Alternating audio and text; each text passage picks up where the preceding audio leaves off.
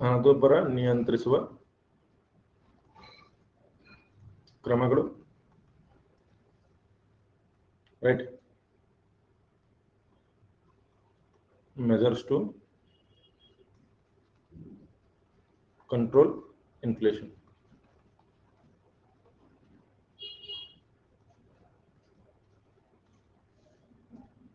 So ಇದರಲ್ಲಿ ನಾವು ಮೊದಲನೇದಾಗಿ ಕೋಶೀಯ ಕ್ರಮಗಳನ್ನು ನೋಡಿದ್ವಿ. ಕೋಶೀಯ ಕ್ರಮಗಳು, ಫಿಸ್ಕಲ್ ಮೆಜರ್ಸ್. ಎರಡನೇದಾಗಿ ಹಣಕಾಸು ಕ್ರಮಗಳನ್ನು ಕೂಡ ನೋಡಿದ್ವಿ.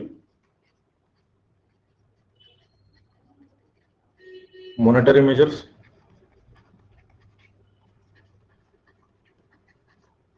ಈಗ ಮೂರನೇದಾಗಿ ಯಾವ್ದು ನೋಡಬೇಕು? ಆಡಳಿತಾತ್ಮಕ ಕ್ರಮಗಳು.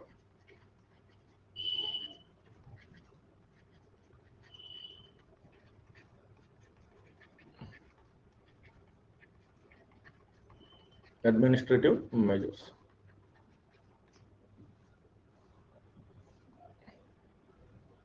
ಓಕೆ, ಆಡಳಿತಾತ್ಮಕ ಕ್ರಮಗಳು, ಅಡ್ಮಿನಿಸ್ಟ್ರೇಟಿವ್ ಮೆಜರ್ಸ್. ಏನೇನ್ ಮಾಡಬಹುದು?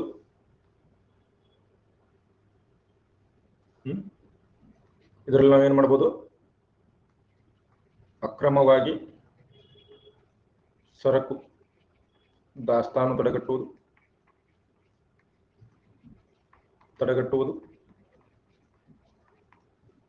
Right. Prevent hoarding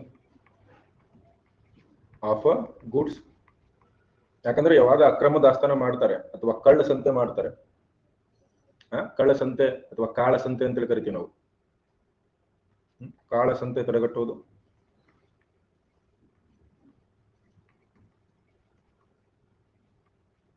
prevent black marketing. ಏನಾಗುತ್ತಪ್ಪ ಯಾವಾಗ ಇವನ್ನೆಲ್ಲ ಮಾಡೋದ್ರಿಂದ ಏನಾಗುತ್ತೆ? ಯೂಶುವಲಿ ಬಹಳ ಸಲ ಇದನ್ನ ಮಾಡ್ತಾರೆ. ಯಾಕಂತಂದ್ರೆ ಬೇಡಿಕೆಯನ್ನ ಹೆಚ್ಚು ಮಾಡ್ಲಿಕ್ಕೆ. ಈಗ ಮಾರ್ಕೆಟ್ ಅಲ್ಲಿ ಎಲ್ಲರಿಗೂ ಏನಾದ್ರೂ ಒಂದು ವಸ್ತು ಬೇಕು. ಈಗ ಅಕ್ಕಿ ಬೇಕು ಅನ್ಕೊಳ್ರಿ. ಸೊ ಕೆಲವೊಬ್ರು ಏನ್ ಮಾಡ್ಬಿಡ್ತಾರೆ, ಈ ಅಕ್ಕಿಯನ್ನ ಏನ್ ಮಾಡ್ತಾರೆ ಅಂತಂದ್ರೆ ದಾಸ್ತಾನು ಮಾಡ್ಲಿಕ್ಕೆ ಶುರು ಮಾಡ್ತಾರೆ. ದಾಸ್ತಾನು ಮಾಡೋದಂತಂದ್ರೆ ಏನು? ಸ್ಟೋರ್ ಮಾಡಿಟ್ಕೊಳ್ಳೋದು. ಸೊ ಇವರೆಲ್ಲ ಅಕ್ಕಿಯನ್ನು ದಾಸ್ತಾನು ಮಾಡ್ಕೊಳ್ಳೋದ್ರಿಂದ ಮಾರುಕಟ್ಟೆಯಲ್ಲಿ ಏನಾಗುತ್ತೆ? ಪೂರೈಕೆ ಕಡಿಮೆ ಆಗುತ್ತೆ, ಬೇಡಿಕೆ ಹೆಚ್ಚಾಗುತ್ತೆ. ಪೂರೈಕೆ ಕಡಿಮೆ ಆಗುತ್ತೆ ಮತ್ತು ಬೇಡಿಕೆ ಹೆಚ್ಚಾಗುತ್ತೆ. ಇಂಥ ಸಂದರ್ಭದಲ್ಲೂ ಕೂಡ ಹಣದುಬ್ಬರ ಆಗಬಹುದು. ಸೊ ಇದನ್ನ ನಾವು ಸರಿಯಾಗಿ ಅರ್ಥ ಮಾಡ್ಕೋಬೇಕು. ಭವಿಷ್ಯ ವ್ಯಾಪಾರವನ್ನು ತಡೆಗಟ್ಟುವುದು,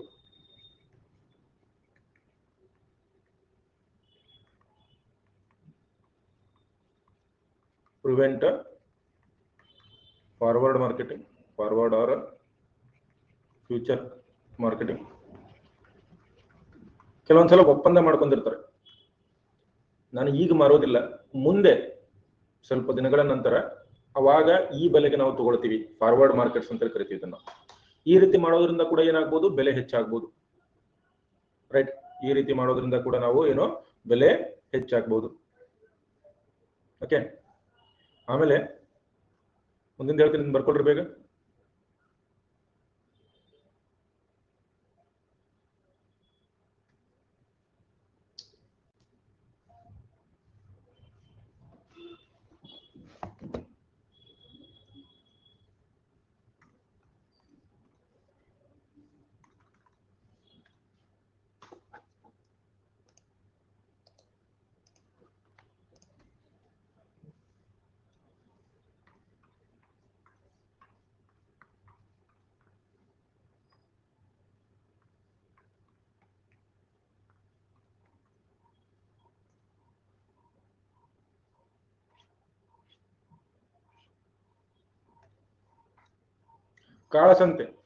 ಕಾಳಸಂತೆಯಲ್ಲಿ ಬೆಲೆ ಹೆಚ್ಚು ಮಾಡಿ ಮಾರ್ತಾರೆ ನೋಡ್ರಿ, ಅಂತದನ್ನೆಲ್ಲ ತಡೆಗಟ್ಟಬೇಕು. ಕಾಳಸಂತೆ ಅಂತಂದ್ರೆ ಏನು? ಬ್ಲ್ಯಾಕ್ ಮಾರ್ಕೆಟ್ ಅಂತ ಕರಿತೀವಿ.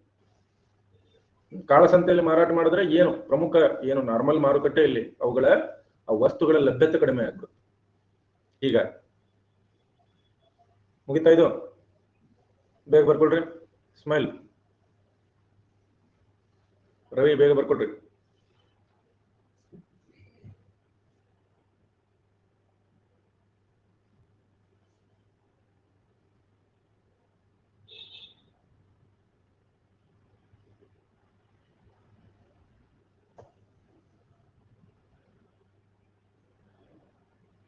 ಡನ್. ಓಕೆ, ಆಮೇಲೆ ಕೆಲವೊಂದು ಸರ್ಕಾರ ಏನ್ ಮಾಡುತ್ತೆ, ಆಮದು ಹೆಚ್ಚಳ ಮಾಡೋದು, ಇನ್ಕ್ರೀಸಿಂಗ್ ಇಂಪೋರ್ಟ್ಸ್. ಈಗ ಭಾರತ ದೇಶದಲ್ಲಿ ಆರ್ ರಿಸ್ಟ್ರಿಕ್ಟಿಂಗ್ ಎಕ್ಸ್ಪೋರ್ಟ್ಸ್. ಈ ಭಾರತ ದೇಶದಲ್ಲಿ ಯಾವುದೋ ಒಂದು ಈರುಳ್ಳಿ ಬೆಲೆ ಹೆಚ್ಚಾಗಿದೆ, ರಫ್ತು ನಿಯಂತ್ರಣ ಮಾಡೋದು, ಇದು ಕೂಡ ಒಂದು ರೀತಿ ಆಡಳಿತಾತ್ಮಕ ಕ್ರಮನೇ. ಈಗ ಭಾರತ ದೇಶದಲ್ಲಿ ಈರುಳ್ಳಿ ಬೆಲೆ ಏರಿಕೆ ಆಗಿದೆ. ಯಾಕೆ ಬೆಲೆ ಏರಿಕೆ ಇರ್ತದೆ? ಯಾಕೆ? ಇಲ್ಲಿ ಪೂರೈಕೆ ಇಲ್ಲ. ಪೂರೈಕೆಯನ್ನು ಹೆಚ್ಚು ಮಾಡಕ್ ನಾವು ಆಮದು ಮಾಡ್ಕೋಬಹುದಾ, ಅಥವಾ ರಫ್ತು ಮಾಡೋದನ್ನ ನಾವು ತಡೆಗಟ್ಟಬಹುದು? ಯಾಕಂದ್ರೆ ರಫ್ತು ತಡೆಗಟ್ಟೋದ್ರಿಂದ ಕೂಡ ಏನಾಗುತ್ತೆ, ಆ ಒಂದು ಉತ್ಪನ್ನ ಭಾರತದಲ್ಲೇ ಉಳ್ಕೊಂಡ್ಬಿಡುತ್ತೆ. ಆ ಒಂದು ಉತ್ಪನ್ನ ಭಾರತದಲ್ಲೇ ಉಳ್ಕೊಂಡ್ಬಿಡುತ್ತೆ. ರೈಟ್, ಕ್ಲಿಯರ್ ಇದೆಯಾ? ಇತ್ತೀಚೆಗೆ ಸರ್ಕಾರ ಒಂದು ಇದು ಕೂಡ ಮಾಡಿತ್ತು. ಏನ್ ಮಾಡಿತ್ತು? ರೈಟ್, ಈ ಡಿಮಾನಿಟೈಸೇಷನ್ ಅಂತ ಕರಿತೀವಿ. ಡಿಮಾನಿಟೈಸೇಷನ್ ಅಂತ ಕರಿತೀವಿ.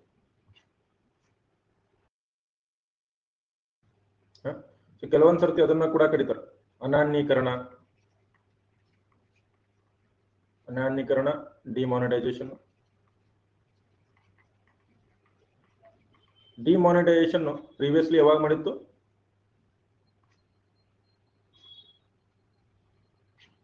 ಡಿಮಾನಿಟೈಸೇಷನ್ ಯಾವಾಗ ಮಾಡಿದ್ರು? ಭಾರತದಲ್ಲಿ ಹಲವಾರು ಮಾಡಲಾಗಿದೆ. ಏನು ಅನಾನ್ಯೀಕರಣ ಅಂತಂದ್ರೆ, ಚಲಾವಣೆಯಲ್ಲಿರುವ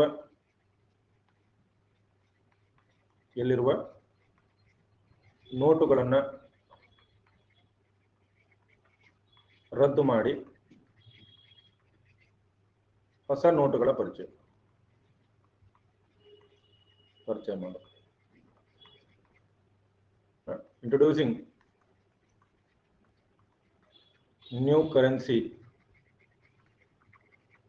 in market by abolishing old currency. ಇದರಿಂದ ಹಣದುಬ್ಬರದ ಮೇಲೆ ಪರಿಣಾಮ ಬೀರ್ತದ? ಹಣದುಬ್ಬರದ ಮೇಲೆ ಪರಿಣಾಮ ಬೀರ್ತದೆ ಇದರಿಂದ? ಹೌದು. ಹೇಗೆ? ಏನಾಗುತ್ತೆ, ಮಾರುಕಟ್ಟೆಯಲ್ಲಿ ಹಣದ ದ್ರವ್ಯತೆ ಕಡಿಮೆ ಆಗುತ್ತೆ.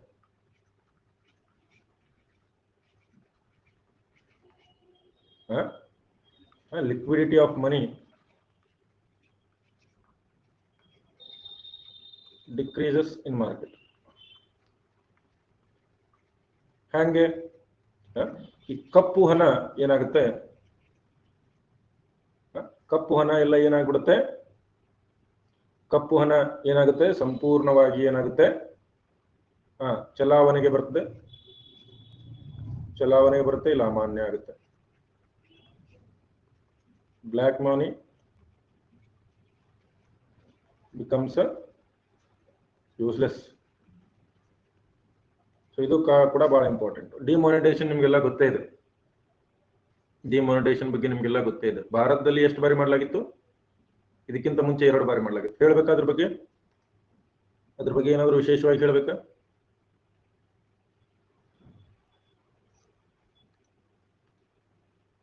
ಬರ್ಕೊಡ್ರಿ ಫಸ್ಟ್ ಹಿಂಗಂದ್ರೆ.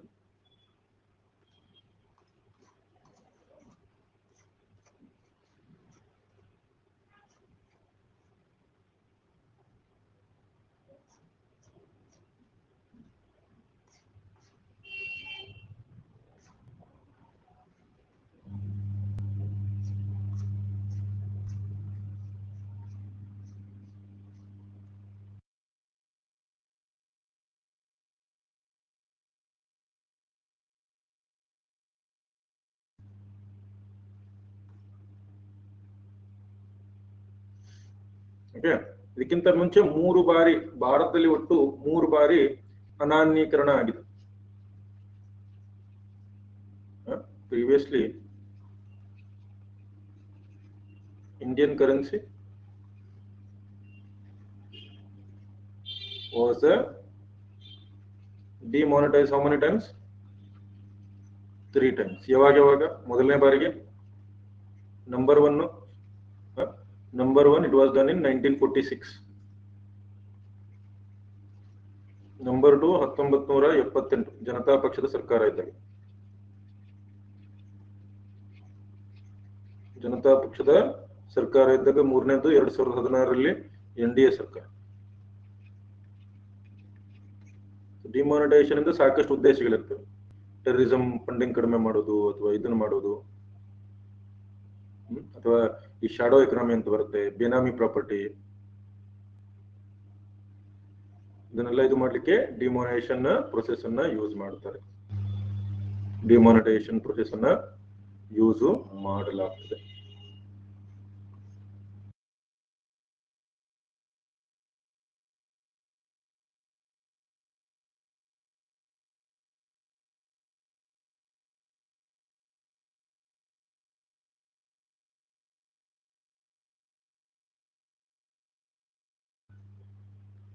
Price elasticity 1946. ಅವಾಗಿನ್ನು ಬ್ರಿಟಿಷರೇ ಇದ್ರು.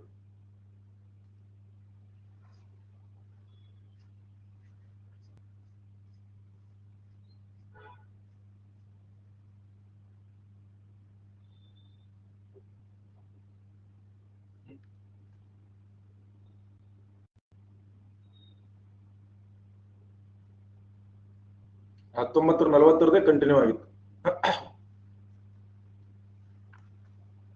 ಮುಗಿತಾ ಎಲ್ಲರದು?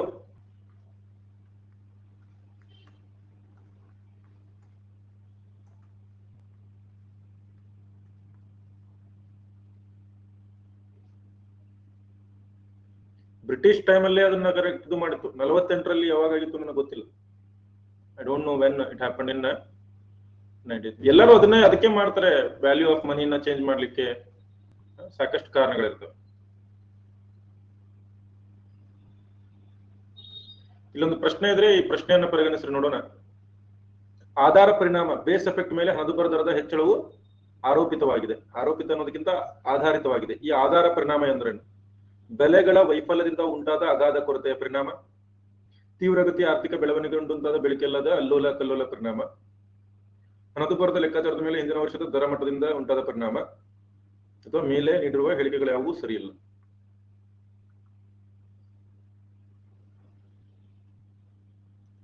ಆಕ್ಚುಲಿ ಅದು ಆಗಬಾರ್ದು, ನಿರ್ಧಾರಿತ ವರ್ಷ ಆಗ್ಬೇಕು. ಹಿಂದಿನ ವರ್ಷ ಅಲ್ಲ, ನಿರ್ಧಾರಿತ ವರ್ಷ ಆಗ್ಬೇಕು ಆಕ್ಚುಲಿ ಬೇಸ್ ಎಫೆಕ್ಟ್ ಅಂದ್ರೆ.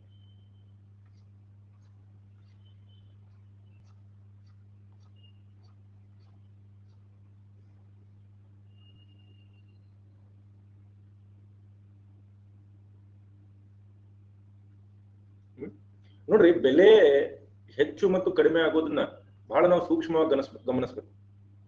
ಕೇವಲ ಬೇಡಿಕೆ ಅಥವಾ ಪೂರೈಕೆಯಿಂದ ಕೆಲವೊಂದು ಸರ್ತಿ ಬೆಲೆಗಳು ಹೆಚ್ಚು ಕಡಿಮೆ ಆಗೋದಿಲ್ಲ. ಯಾವತ್ತಾದ್ರೂ ಇದನ್ನ ಕೇಳಿದ್ರ ಪ್ರೈಸ್ ಎಲಾಸ್ಟಿಸಿಟಿ ಆಫ್ ಡಿಮ್ಯಾಂಡ್ ಅಂತ ಹೇಳಿ?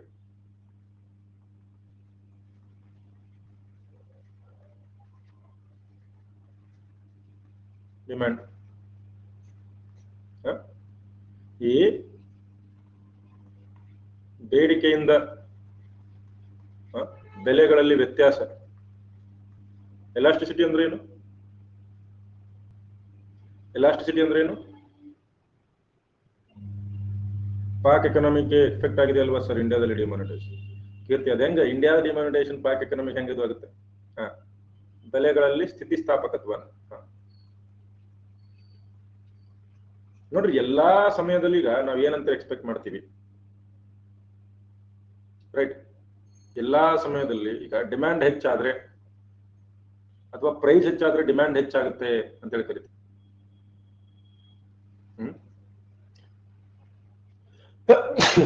ಬೆಲೆ ಬದಲಾವಣೆಯಿಂದ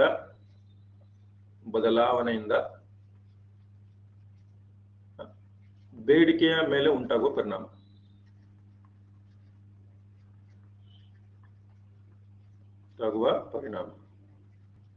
ರೈಟ್?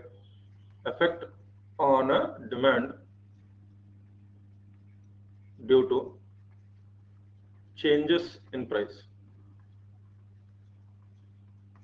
ಪೇಪರ್ ಅಲ್ಲಿ ಬಂದಿದೆ ಸರ್ ಎಫೆಕ್ಟ್ ಅಂತ, ನೀವು ಇಲ್ಲ ಅಂತೀರಾ.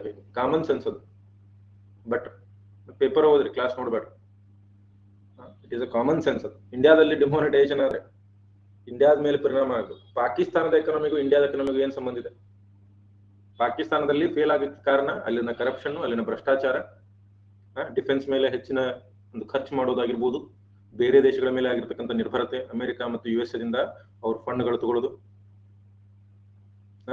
ಅದ್ರ ಮೇಲೆ ಎಫೆಕ್ಟ್ ಆಗುತ್ತೆ. ಟೆರರಿಸಂ, ಭಯೋತ್ಪಾದನೆಗೆ ಕುಮ್ಮಕ್ಕು. ನಿಮ್ಗೇನ್ ಅನ್ನಿಸ್ತದೆ? ನಮ್ಮ ದೇಶದ ಈಗ RBI ಇದು ಏನದು, RBI ಒಂದು ರಿಪೋರ್ಟ್ ಕೊಡ್ತು. RBI ಒಂದು ರಿಪೋರ್ಟ್ ಕೊಡ್ತು. ಏನಂತ ರಿಪೋರ್ಟ್ ಕೊಡ್ತು? ಏನಂತ ರಿಪೋರ್ಟ್ ಕೊಡ್ತು? ಎಷ್ಟು % ದುಡ್ಡು ವಾಪಸ್ ಬಂದಿದೆ ಅಂತ ಹೇಳಿ ರಿಪೋರ್ಟ್ ಕೊಡ್ತು? Right, 99 point. ಒಟ್ಟು ಡಿಮಾನಿಟೈಸ್ ಆದಂತಹ ಒಟ್ಟು ಕರೆನ್ಸಿ ಎಷ್ಟು? ಡಿಮಾನಿಟೈಸ್ ಆದಂತಹ ಒಟ್ಟು ಕರೆನ್ಸಿ ಹೆಚ್ಚು ಕಡಿಮೆ 15.41 ಟ್ರಿಲಿಯನ್ ರೂಪೀಸ್. RBIಗೆ ವಾಪಸ್ ಬಂದಿದ್ದೆಷ್ಟು? ವಾಪಸ್ ಬಂದಿದ್ದೆಷ್ಟು? 15.3 ಟ್ರಿಲಿಯನ್.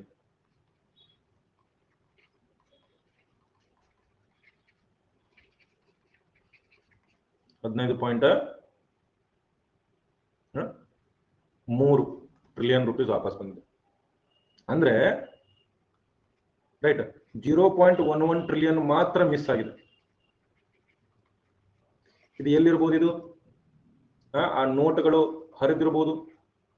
ಹರಿದಿರುವುದು ಅಥವಾ ಹಾಳಾಗಿರುವುದು, ಅಥವಾ ಬ್ಲ್ಯಾಕ್ ಮನಿ, ಕಪ್ಪು ಹಣ ಆಗಿರ್ಬೋದು ಇದು, ಅಥವಾ ಭಯೋತ್ಪಾದಕರ ಬಳಿ ಇರಬಹುದು.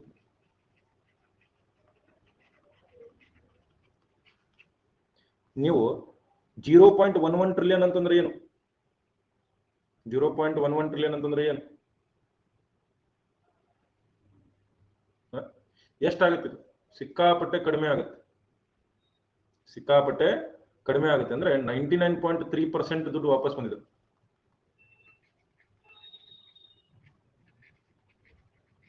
99.33 ದುಡ್ಡು ಏನಾಗಿದೆ? ವಾಪಸ್ ಬಂದಿದೆ. ಕ್ಲಿಯರ್ ಇದೆಯಾ? ನೀವು ಇಂತಹ ಸಂದರ್ಭದಲ್ಲಿ ನೀವು ನಿಮ್ಮದೇ ಬೇರೆ ವಿಚಾರ ಮಾಡ್ಕೊಂಡು ಕುಂದಿರ್ತೀರಿ. ಬರೀ ಇಷ್ಟು ಮಿಕ್ಕಿದ ದುಡ್ಡಿನಿಂದ ಪಾಕಿಸ್ತಾನದ ಎಕನಾಮಿ ಹಾಳಾಗಿದೆ ಅಂದ್ರೆ ಈ ಮೂರ್ಖತನ ಅಲ್ಲ? ಈಗ ನನ್ನ ಹತ್ರನೇ 2,000 ರೂಪಾಯಿ ಉಳಿದಿತ್ತು. ಯಾಕೆ? ಎಲ್ಲೋ ತೆಗೆದಿಟ್ಟಿದ್ದೆ ನಾನು, ನನಗೆ ನೆನಪೇ ಇರಲಿಲ್ಲ. ಅದು 500 ರೂಪಾಯಿ 4 ನೋಟು ಉಳಿದಿತ್ತು. ಅದು ಆಮೇಲೆ ಅದು ಇಟ್ಕೊಳ್ಳೋದು ಇಲ್ಲಿಗಲ್ ಅಂತ ಗೊತ್ತಾದ್ಮೇಲೆ ನಾನು ನಾಶ ಮಾಡಿದೆ ಅದು.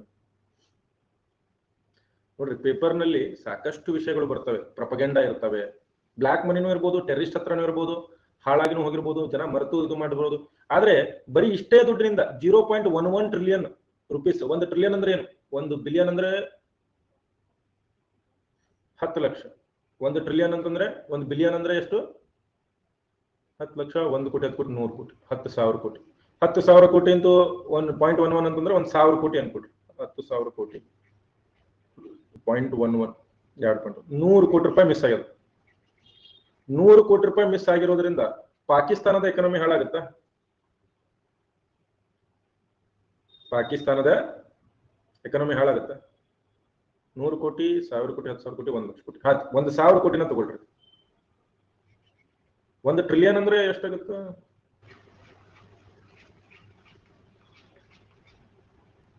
ಮಿಲಿಯನ್, ಬಿಲಿಯನ್, ಟ್ರಿಲಿಯನ್ ಅಂದ್ರೆ ಇಷ್ಟಾಗುತ್ತೆ. ಬಿಡಿ 10, 100, 1000, 10,000, ಲಕ್ಷ, 10 ಲಕ್ಷ, ಕೋಟಿ, 10 ಕೋಟಿ, ಇಲ್ಲಿ ಗೊತ್ತು 1 ಲಕ್ಷ ಕೋಟಿ. 1 ಟ್ರಿಲಿಯನ್ ಅಂದ್ರೆ 1 trillion is equal to 1 lakh ಕೋಟಿ.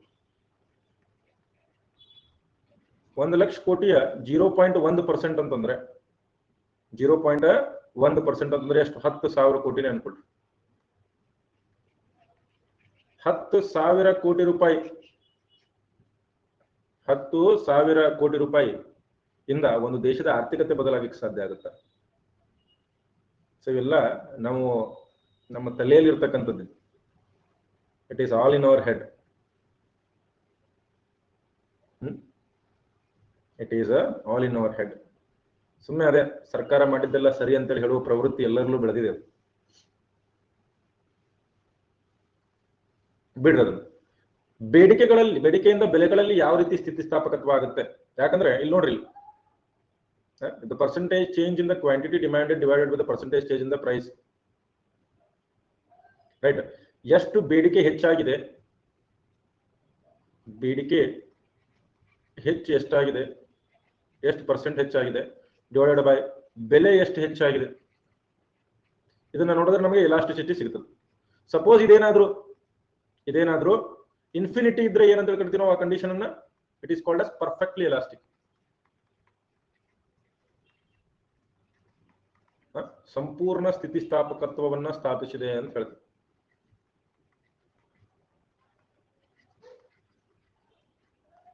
ಏನು ಪರ್ಫೆಕ್ಟ್ಲಿ ಇಲಾಸ್ಟಿಕ್ ಅಂತಂದ್ರೆ? ಅಂದ್ರೆ ಏನು ಬೇಡಿಕೆ ಏನಾಗುತ್ತೆ, ಉಲ್ಟಾ ಬರೆಸ್ತಾ ಇದ್ದೀನಿ ನಾನು. ಬೆಲೆ ಏರಿಕೆಯಿಂದ ಬೇಡಿಕೆಯಲ್ಲಿ ಇಳಿಕೆ ಆಗೇ ಇಲ್ಲ ಅಂತ ಅರ್ಥ. ನೋಡ್ರಿ, ಇದು ಒಂದು ಸತ್ಯ ಪ್ರಶ್ನೆ ಆಗಿತ್ತು. ಬೆಲೆ ಏರಿಕೆಯಿಂದ ಬೇಡಿಕೆಯಲ್ಲಿ ಇಳಿಕೆ ಆಗಿಲ್ಲ ಅಂತ ಅರ್ಥ. ಇದು ಪರ್ಫೆಕ್ಟ್ಲಿ ಇಲಾಸ್ಟಿಕ್ ಅಂದ್ರೆ ಅರ್ಥ ಆಯ್ತಾ ಅಂತಂದ್ರೆ, ಈಗ ಐಫೋನ್ ಇದ್ದಂಗೆ ನೋಡ್ರಿ, ಐಫೋನ್ ಹಿಂಗೆ ಇರುತ್ತೆ ಪರ್ಫೆಕ್ಟ್ಲಿ ಇಲಾಸ್ಟಿಕ್. ನೀವು ಐಫೋನ್ ಎಷ್ಟೇ ಬೆಲೆ ಏರಿಕೆ ಮಾಡ್ರಿ, ಡಿಮ್ಯಾಂಡ್ ಕಡಿಮೆ ಆಗುತ್ತಾ? ಐಫೋನು ಎಷ್ಟೇ ಬೇಡಿಕೆ ಹೆಚ್ಚಾಗ್ಲಿ, ಎಷ್ಟೇ ಬೆಲೆ ಹೆಚ್ಚಾಗ್ಲಿ ಬೇಡಿಕೆ ಏನಾಗುತ್ತೆ? ಆಗುದೇ ಇಲ್ಲ. ರೈಟ್. ಸೊ ಹಂಗ ಪ್ರೀಮಿಯಂ ಗೂಡ್ಸ್, ಈಗ Ferrari, iPhone, Ferrari car, Rolls Royce car, ಇವು ಬೇಡಿಕೆ ಎಷ್ಟೇ ಆಗ್ಲಿ ಇವ್ರದ್ದೇನಾಗಂಗಿಲ್ಲ, ಒಟ್ಟ ಬೇಡಿಕೆ ಇಳಿಕೆ ಆಗೋದಿಲ್ಲ. ಇದಕ್ಕೇನಂತ ಕರೀತಾರೆ? ಪರ್ಫೆಕ್ಟ್ಲಿ ಇಲಾಸ್ಟಿಕ್ ಕಂಡೀಷನ್ ಅಂತ. ಪರ್ಫೆಕ್ಟ್ಲಿ ಇಲಾಸ್ಟಿಕ್ ಕಂಡೀಷನ್ ಅಂತ. ಪರ್ಫೆಕ್ಟ್ಲಿ ಇನ್ಇಲಾಸ್ಟಿಕ್ ಅಂತಂದ್ರೆ ಸರಿ, ಇದು ಉಲ್ಟಾ ಹೇಳಿದೆ ಸಾರಿ. ಬೆಲೆ ಏರಿಕೆ ಅಂದ್ರೆ ಇಲ್ಲಿ ಏನಾಗುತ್ತೆ? ಪರ್ಫೆಕ್ಟ್ಲಿ ಇಲಾಸ್ಟಿಕ್ ಅಂತಂದ್ರೆ ಬೆಲೆ ಏರಿಕೆಯಿಂದ ಬೇಡಿಕೆ ಸಂಪೂರ್ಣವಾಗಿ ಇಳಿಕೆ ಆಗುತ್ತೆ. ಸಾರಿ, ಚೇಂಜ್ ಮಾಡ್ತಾರೆ. ಇದು ಎಕ್ಸಾಂಪಲ್ ಸರ್.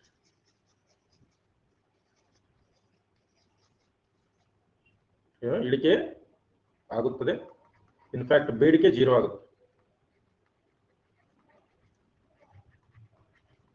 ಬೇಡಿಕೆ 0 ಆಗುತ್ತೆ. ಈಗ ಒಂದು ಪ್ರಾಡಕ್ಟ್ ಇದೆ ನೋಡ್ರಿ, ಒಂದು ಗೂಡ್ಸ್ ಇದೆ ಅನ್ಕೊಳ್ರಿ. ಒಂದು ಗೂಡ್ಸು ಈಗ 10 ರೂಪಾಯಿ ಇದೆ ಅನ್ಕೊಳ್ರಿ. 10 ರೂಪಾಯಿ ಇದೆ. ಈ 10 ರೂಪಾಯಿ ಏನಾಯ್ತು? 10 ರೂಪಾಯಿ ಏನಾಯ್ತು? ಈ 10 ರೂಪಾಯಿ ಬೆಲೆಯನ್ನ ನಾನು ಇವಾಗ 20 ರೂಪಾಯಿ ಮಾಡಿದ್ದೀನಿ. ಅವಾಗ 10 ರೂಪಾಯಿ ಇದ್ದಾಗ ಬೇಡಿಕೆ ಏನಿತ್ತು? 10 kg ಇತ್ತು. 20 ರೂಪಾಯಿ ಮಾಡಿದಾಗ ಇದೇನಾಯ್ತು? 0 ಆಯ್ತು ಅನ್ಕೊಳ್ಳಿ. ಯಾರು ಕೇಳೋರೇ ಇಲ್ಲ. ಇದನ್ನೇನಂತ ಕರಿತೀವಿ? Perfectly elastic. ಬೆಲೆ ಏರಿಕೆ ಆದ್ರೆ ಡಿಮ್ಯಾಂಡ್ ಕೆಳಗೆ ಆಗಬೇಕು. ಅರ್ಥ ಆಗಿದೆ ಎಲ್ಲರಿಗೂ? Perfectly elastic. ಯಾವ್ದಾದ್ರು ಒಂದು ವಸ್ತು ಹೇಳ್ರಿ ಸರ್, ಬೆಲೆ ಏರಿಕೆ ಆದ್ರೆ ನಾನು ಅದನ್ನ ತಗೊಳ್ಳೋದೇ ಇಲ್ಲ ಅಂತ ಹೇಳೋರು ಇದ್ರಲ್ಲ. ಬೆಲೆ ಏರಿಕೆ ಆದ್ರೆ ಅದನ್ನ ನಾನು ಮುಟ್ಟೋದೇ ಇಲ್ಲ ಸರ್ ಆ ವಸ್ತುವನ್ನ. ಯಾವ್ದಾದ್ರು ಅಂತ ವಸ್ತು ಇದೆಯಾ? ಐಫೋನ್ ಯಾಕೆ ಬೆಲೆ ಏರಿಕೆ ಆದ್ರೂ ತಗೋತಾರೆ ಜನ. ಯಾವ್ದು ನಿಮ್ಗೆ ಜಾಸ್ತಿ ಅವಶ್ಯಕತೆ ಇಲ್ಲ ಅಂತ ವಸ್ತುಗಳು, ಈಗ ಡೆಕೋರೇಟಿವ್ ವಸ್ತುಗಳಾಗಿರ್ಬೋದು, ಹಿಂಗೇನಾದ್ರು.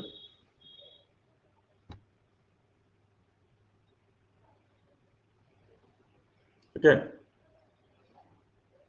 ಇನ್ನು ಈ ಬೆಲೆ ಏನ್ ಮಾಡ್ತಾರೆ? ಬೇಡಿಕೆ ಹೆಚ್ಚಾಗುವ ಪರ್ಸೆಂಟೇಜು, ಬೇಡಿಕೆ ಹೆಚ್ಚಳದ ಪರ್ಸೆಂಟೇಜು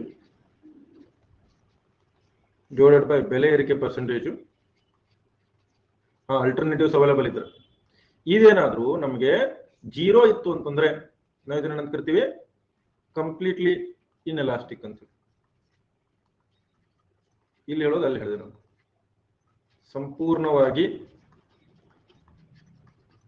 ಸ್ಥಿತಿಸ್ಥಾಪಕತ್ವವಲ್ಲದ.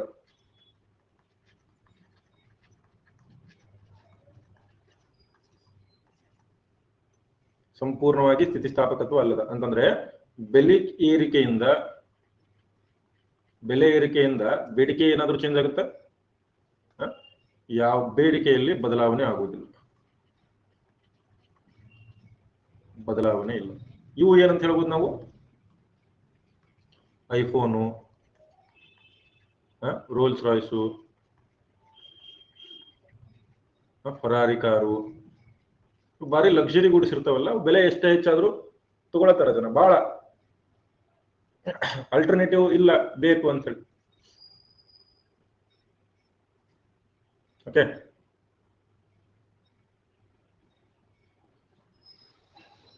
ಕ್ಲಿಯರ್ ಇದೆಯಾ? ಇದು ಕಂಪ್ಲೀಟ್ಲಿ ಇಲಾಸ್ಟಿಕ್, ಇವೆಲ್ಲ ಗೊತ್ತಿರ್ಬೇಕು. ಸಾಕಷ್ಟು ರೀತಿಯ ವಸ್ತುಗಳು ಇರ್ತಾವ ನಮ್ಮಲ್ಲಿ. ಕ್ಲಿಯರ್ ಇದೆಯಾ? Is clear?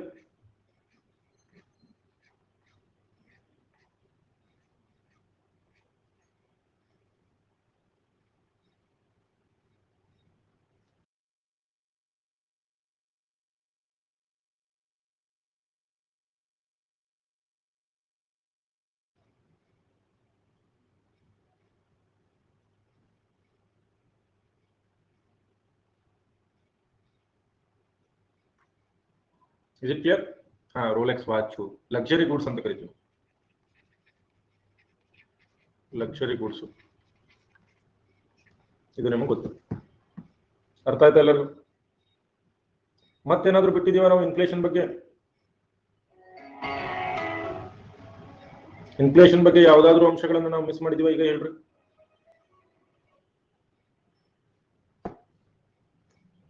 ಇನ್ಫ್ಲೇಷನ್ ಬಗ್ಗೆ ಏನಾದ್ರೂ ನಾವು ಮಿಸ್ ಮಾಡಿದೀವ?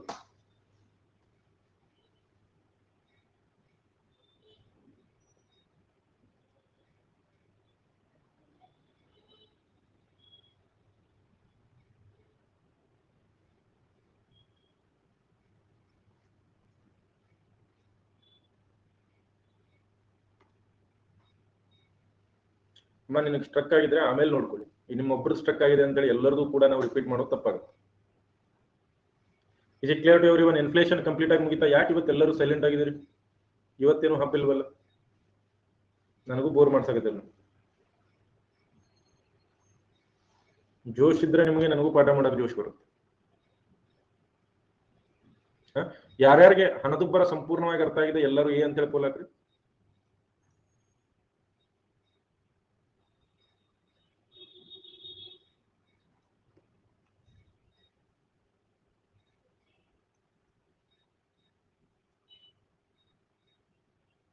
ಯಾರ್ಯಾರಿಗೆ ಸಂಪೂರ್ಣವಾಗಿ ಅರ್ಥ ಆಗಿದೆ ಅಂತ ಹಾಕ್ರಿ.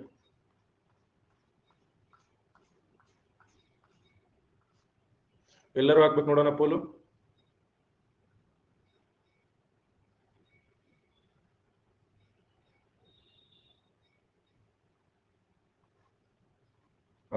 ಪರವಾಗಿಲ್ಲ, ನೋ ಪ್ರಾಬ್ಲಮ್.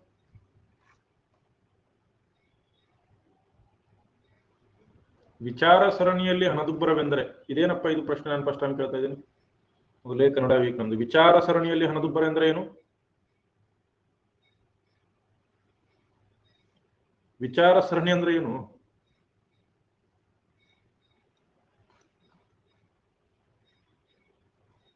ಸ್ವಲ್ಪ ಇಂಗ್ಲಿಷ್ ನೊಳಗಿದ್ರೆ ಕಳಿಸ್ಬೋದು. ವಿಚಾರ ಸರಣಿಯಲ್ಲಿ ಹಣದುಬ್ಬರ ನನಗೆ ಗೊತ್ತಿಲ್ಲ. ಈ ಪ್ರಶ್ನೆಯನ್ನು ಅಟೆಂಡ್ ಮಾಡ್ರಿ ಎಲ್ಲರೂ. ಭಾರತದಲ್ಲಿ ಹಣದುಬ್ಬರಕ್ಕೆ ಸಂಬಂಧಿಸಿದಂತೆ ಕೆಳಗೆ ಹೇಳಿಕೆಗಳು ಯಾವುದು ಸರಿ? ಭಾರತದಲ್ಲಿ ಹಣದುಬ್ಬರನ್ನ ನಿಯಂತ್ರಿಸುವುದು ಭಾರತ ಸರ್ಕಾರದಷ್ಟೇ ಹೊಣೆಗಾರಿಕೆಯಾಗಿದೆ. ಹಣದುಬ್ಬರವನ್ನು ನಿಯಂತ್ರಿಸುವುದರಲ್ಲಿ ರಿಸರ್ವ್ ಬ್ಯಾಂಕ್ನ ಪಾತ್ರವಿಲ್ಲ. ಹಣ ಚಲಾವಣೆಯಲ್ಲಿನ ಕುಸಿತವು ಹಣದುಬ್ಬರದ ನಿಯಂತ್ರಣಕ್ಕೆ ಸಹಾಯಕವಾಗಿದೆ. ಹಣ ಚಲಾವಣೆಯ ಹೆಚ್ಚಳವು ಹಣದುಬ್ಬರದ ನಿಯಂತ್ರಣಕ್ಕೆ ಸಹಾಯಕವಾಗಿದೆ.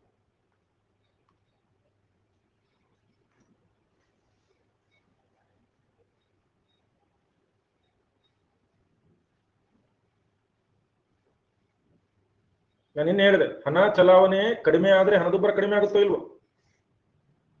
ನಿನ್ನೆ ಹೇಳಿದೀನಿ, ರಾತ್ರಿ ಪೂರ್ತಿ ರಾಮಾಯಣ ಹೇಳಿ ಬೆಳಿಗ್ಗೆ ರಾಮ ಸೀತೆಗೆ ಏನಾಗಬೇಕು ಅಂತಂದ್ರೆ ಮೋಸ್ಟ್ಲಿ ದೂರದ ಸಂಬಂಧಿಗಳಾಗಿರ್ಬೇಕು ಅಂದರ. ಮಾರಿ ಹೇಳೆ ಮಾರಿ. ಓಕೆ ಸರಿ, ಯಾರಿಗಾದ್ರೂ ಡೌಟ್ ಇದ್ರೆ ಕೈ ಎತ್ರಿ. If you have any doubts please raise your hand.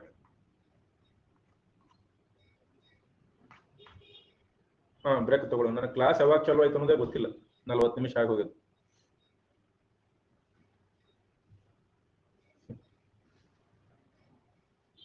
ಈಗ 5 ನಿಮಿಷ ಚಾಲು ಮಾಡಿ ಅನ್ಸದ.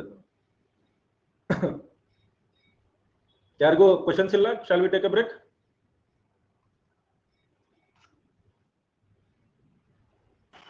ಸರ್ ನಮಸ್ತೆ ರೀ. ನಮಸ್ತೆ, ಹೇಳಿ Siddu. Sir perfect elasticity example ಒಮ್ಮೆ ಎಕ್ಸ್ಪ್ಲೇನ್ ಮಾಡಿ ಸರ್. ಈಗ ನೋಡ್ರಿ, ಪರ್ಫೆಕ್ಟ್ಲಿ ಎಲಾಸ್ಟಿಕ್ ಅಂತಂದ್ರೆ ಯಾವಾಗ ನೀವು ಯಾವ್ದಾದ್ರೂ ಒಂದು ವಸ್ತು ಇದೆ ಅನ್ಕೊಳ್ಳಿ. ಹಾಂ ಸರ್. ಯೂಶುವಲಿ ನಾವು ಈ ಗಿಫನ್ ಗೂಡ್ಸು, ಇನ್ಫೀರಿಯರ್ ಗೂಡ್ಸು ಅಂತ ಕರಿತೀವಿ ಅವುಗಳನ್ನು. ಹಾಂ ಸರ್.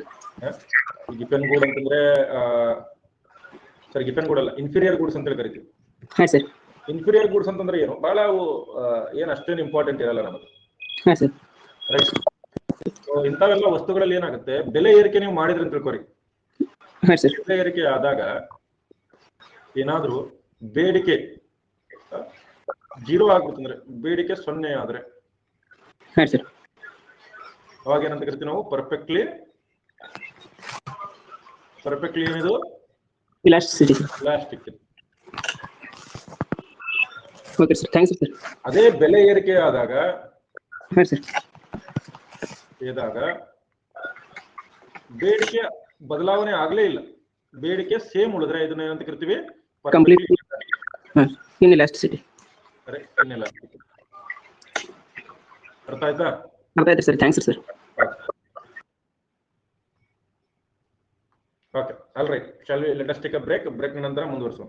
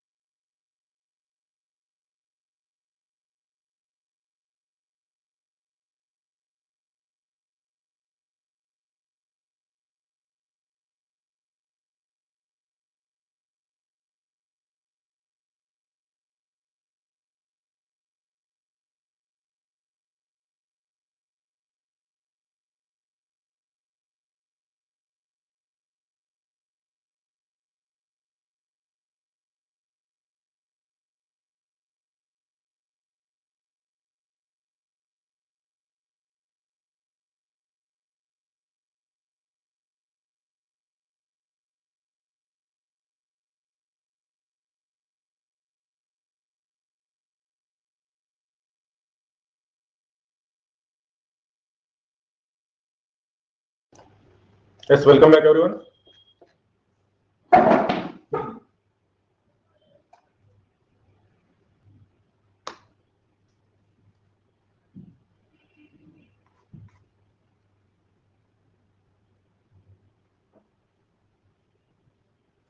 ಏನಮ್ಮ ಪ್ರಿನ್ಸೆಸ್ ಯಾವುದು?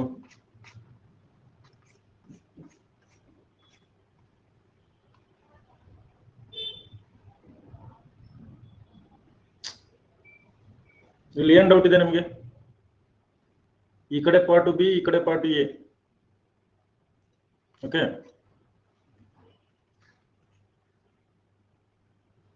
ಇಲ್ಲ ನೋಡ್ರಿ, ಏನ್ ಡೌಟ್ ಏನ್ ಬರ್ತಾ ಇದೆ ನಿಮಗೆ ಇದ್ರಲ್ಲಿ?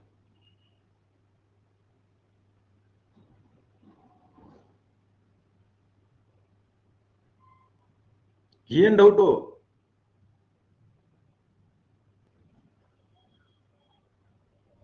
ಅದೇ ಡೌಟ್ ಅಂದ್ರೆ ಏನ್ ಡೌಟು? ಸ್ಟೇಟ್ಮೆಂಟ್ ಏನು? ಲಾರೆಂಜ್ ಕರ್ವ್ ಏನಿದೆ, ಇದರಿಂದ ಈ ಕಡೆ ಹಿಂದಿನ ಭಾಗ ಏನಿದೆ ಇದು ಬಿ, ಲಾರೆಂಜ್ ಕರ್ವ್ ನಿಂದ ಈ ಕಡೆ ಸಮಾನತೆ ರೇಖೆ ಕಡೆ ಇರ್ತಕ್ಕಂಥ ಭಾಗ ಎ.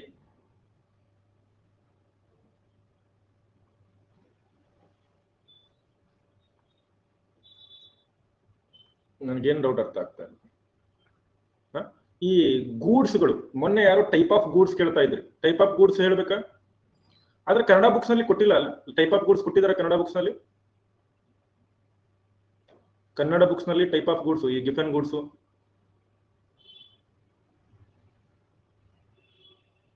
ನವೀನ ಎಲ್ಲಿ ಕೊಟ್ಟಾರ? PUC ಬುಕ್ ಅಲ್ಲಿ ಇದೆಯಾ? PUC book types of goods in an economy.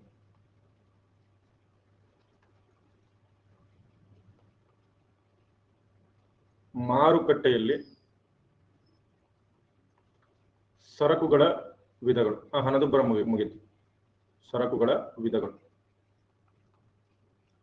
ಮಾರುಕಟ್ಟೆಯಲ್ಲಿ ಸರಕುಗಳ ವಿಧಗಳು.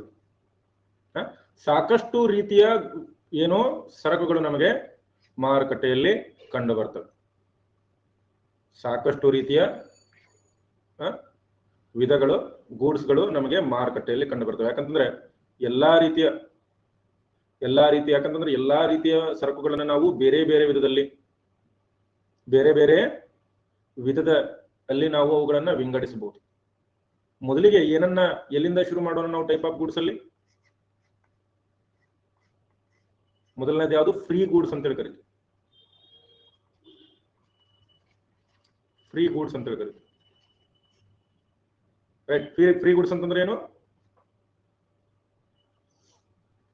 ಫ್ರೀ ಗೂಡ್ಸ್ ಅಂದ್ರೆ ಕನ್ನಡದಲ್ಲಿ ಏನು? ಯಾರ ಕಡೆ ಕನ್ನಡ ಬುಕ್ ಇದೆ ಕನ್ನಡದಲ್ಲಿ ಹೇಳ್ರಿ, ಯಾಕಂದ್ರೆ ನನ್ನ ಕನ್ನಡ ಬುಕ್ ಅಲ್ಲಿ ಸಿಕ್ಕಿಲ್ಲ ಇದು concept. What are these free goods?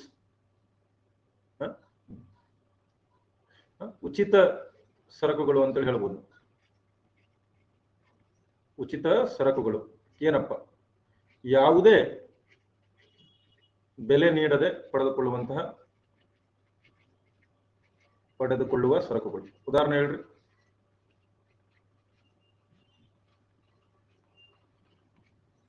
Right. does not need to pay anything to buy these goods. ಉದಾಹರಣೆ ಹೇಳ್ರಿ. ಉದಾಹರಣೆ: ಗಾಳಿ, ಬೆಳಕು, ಇವೆಲ್ಲ ಏನು ರೊಕ್ಕ ಕೊಡಲೇಬೇಕಾಗಿಲ್ಲ. ರೈಟ್. ಆದ್ರೆ ಯಾವ್ದಾದ್ರು ಒಂದು ಕಂಪನಿ ನಿಮಗೆ ಫ್ರೀ ಗೂಡ್ ಅಂತೇಳಿ ಕೊಡ್ತಾರೆ. ಈಗ ಸರ್ಕಾರ ನಿಮಗೆ ಅಕ್ಕಿ ಕೊಡ್ತಾರೆ, ಅವೆಲ್ಲ ಉಚಿತ ಗೂಡ್ಗಳಲ್ಲವು, ಉಚಿತ ಸರಕುಗಳಲ್ಲ. ಯಾಕಂತಂದ್ರೆ ಅದಕ್ಕೆ ಸರ್ಕಾರ ಆಲ್ರೆಡಿ ನಿಮ್ಮ ಪರವಾಗಿ ಪೇಮೆಂಟ್ ಮಾಡಿರ್ತದೆ. ಈ ರೇಷನ್ ಎಲ್ಲ ಫ್ರೀ ಗೂಡ್ಸ್ ಅಲ್ಲ. ರೇಷನ್ ಎಲ್ಲ ಏನು ನಾವು ಏನಂತ ಕರೆಯೋದಿಲ್ಲ, ಫ್ರೀ ಗೂಡ್ಸ್ ಅಂತ ಕರೆಯಕ್ ಬರೋದಿಲ್ಲ. ಎರಡನೇದು ಬೇಸಿಕ್ ಗೂಡ್ಸ್. ರೈಟ್. ಆಧಾರ ಸರಕುಗಳು. ಆಧಾರ ಸರಕುಗಳು ಏನಿದು? ಆಧಾರ ಸರಕು ಅಂತಂದ್ರೆ ಈ ಸರಕುಗಳಿಗೆ ಸ್ವಂತವಾಗಿ ಯಾವುದೇ ಏನಿರೋದಿಲ್ಲ, ಯಾವುದೇ ಪ್ರಯೋಜನ ಇರೋದಿಲ್ಲ ಅಂತ ಹೇಳ್ಬೋದು. ಪ್ರಯೋಜನವಿರುವುದಿಲ್ಲ, ಹೌದಾ? ಯಾವುದೇ ಪ್ರಯೋಜನ ಇರೋದಿಲ್ಲ. ಬಟ್ ಇದರಿಂದ ಬೇರೆ ಸರಕು ಉತ್ಪಾದಿಸಬಹುದು. These goods don't have any utility.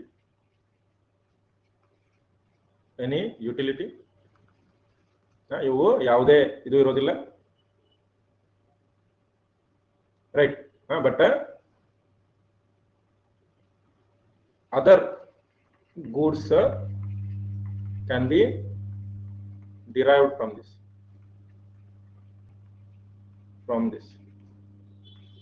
ಉದಾಹರಣೆ ಹೇಳ್ರಿ ಇದಕ್ಕೆ. ಬೆಸ್ಟ್ ಉದಾಹರಣೆ ಅಂದ್ರೆ ಹತ್ತಿ. ಈಗ ಹತ್ತಿಗೆ ಅಷ್ಟೊಂದು ವ್ಯಾಲ್ಯೂ ಇಲ್ಲ, ಆದ್ರೆ ಅದನ್ನ ಬಟ್ಟೆ ಮಾಡಿದ್ರೆ ವ್ಯಾಲ್ಯೂ ಇದೆ, ರೈಟ್? ಅದನ್ನ ಬಟ್ಟೆ ಮಾಡಿದ್ರೆ ಬಹಳ ವ್ಯಾಲ್ಯೂ ಇದೆ.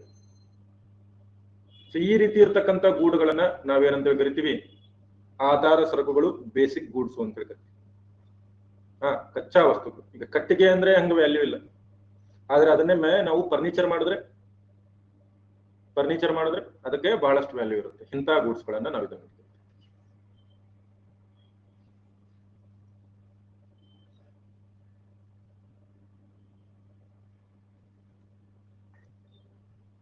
ಅರ್ಥ ಆಯ್ತಾ ಎಲ್ಲರಿಗೂ? ಬರ್ಕೊಂಡ್ರ ಬೇಗ ಬರ್ಕೊಳ್ರಿ. ಅದು ಬೋನಸ್ ಕಾನ್ಸೆಪ್ಟ್ ಅಂತ ಹೇಳ್ಬೋದು ಇದನ್ನು. ನನಗೆ ಮೊನ್ನೆ ಯಾರೋ ಕೇಳಿದ್ ನೆನಪು ಬಂತು, ಬಟ್ ಅದು ಕನ್ನಡ ಬುಕ್ ಅಲ್ಲಿ ನಾನು ನೋಡಿದೆ, ಸಿಗ್ಲಿಲ್ಲ.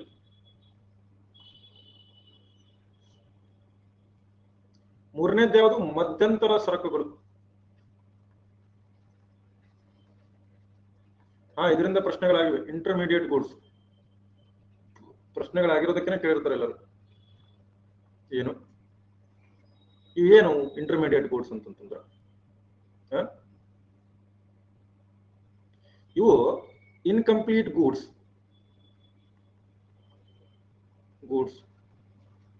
and which goes for processing,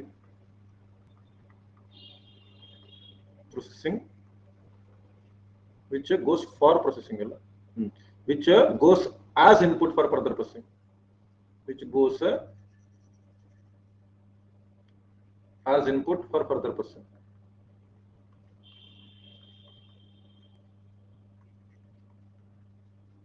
ಇವೇನಿವು ಪೂರ್ಣಗೊಳ್ಳದ ಸರಕುಗಳು. ಇವುಗಳನ್ನ ರೈಟ್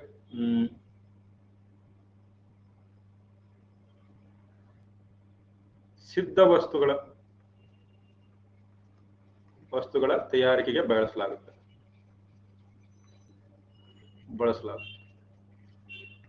ಉದಾಹರಣೆಗೆ ಈಗ ನೋಡ್ರಿ, ಇವೆಲ್ಲಿ ಬರ್ತಾವ? ಒಂದ್ ಕಡೆ ರಾ ಮೆಟೀರಿಯಲ್ ಇರ್ತಾವ, ಒಂದ್ ಕಡೆ ಫಿನಿಶ್ಡ್ ಗೂಡ್ಸ್ ಬರ್ತಾವ. ಕಚ್ಚಾ ವಸ್ತುಗಳಿಂದ ನಾವ್ ಏನ್ ಮಾಡ್ತೀವಿ? ಸಿದ್ಧ ವಸ್ತುಗಳನ್ನಾಗಿ ನಾವು ತಯಾರಿಕೆ ಮಾಡ್ತೀವಿ. ಆದಿದ್ರ ಮಧ್ಯದಲ್ಲಿ ನಮ್ಗೆ ಏನ್ ಬರ್ತೈತಿ? ಏನು? ಮಧ್ಯಂತರ ಸರಕು, ಇಂಟರ್ಮೀಡಿಯೇಟ್. ಎಕ್ಸಾಂಪಲ್ ಹೆಂಗ? ಈಗ ಗೋಧಿ ಏನು? ಕಚ್ಚಾ ವಸ್ತು. ಹಿಟ್ಟೇನು? ಮಧ್ಯಂತರ ವಸ್ತು. ಬ್ರೆಡ್ ಏನು? ಸಿದ್ಧ ವಸ್ತು. ಹೆಂಗ? ನೀವು ಹಿಟ್ಟು ತಿನ್ನಕ್ಕಾಗುತ್ತಾ? ಇಲ್ಲ. ಅದನ್ನ ಬ್ರೆಡ್ ಮಾಡಿನೋ, ಚಪಾತಿ ಮಾಡಿನೋ ನಾವು ತಿನ್ಬೋದು, ಕೇಕ್ ಮಾಡಿನೋ, ಏನೋ ಒಂದು ಮಾಡಿ ನಾವು ಇದನ್ನ ತಿನ್ಬೋದು. ಸೊ ರಾ ಮೆಟೀರಿಯಲ್, ಮಧ್ಯಂತರ, ಫಿನಿಶ್ಡ್, ಇವು ಮೂರು ನಿಮಗೆ ಗೊತ್ತಿರಬೇಕು.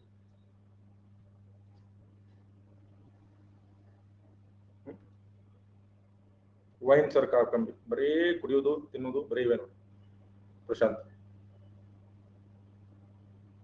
ಕ್ಲಿಯರ್ ಇದೆ ಎಲ್ಲರಿಗೂ? ನಾಲ್ಕನೇದು ಯಾವುದು? Capital goods. ಇದಕ್ಕೆ ಕನ್ನಡದಲ್ಲಿ ಏನಂತಾರೆ? ಬೇಗ ಬರ್ಕೊಳ್ರಿ ಎಲ್ಲರೂ.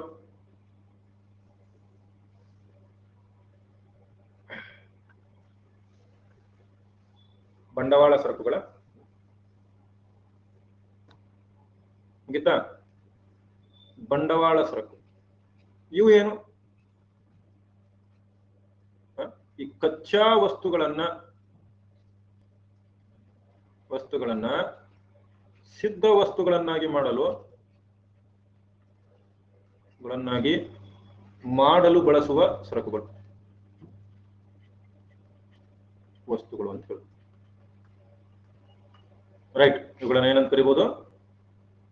Conversion of basic goods into finished goods. Conversion used for conversion of raw materials to finished goods. ಇವೆಲ್ಲ ಏನು ಎಕ್ಸಾಂಪಲ್? ಈ ಫ್ಯಾಕ್ಟರಿಯಲ್ಲಿ ಮಷೀನ್ಸ್, ಯಂತ್ರಗಳು, ದೊಡ್ಡ ದೊಡ್ಡ ಯಂತ್ರಗಳು ಇರ್ತವೆ.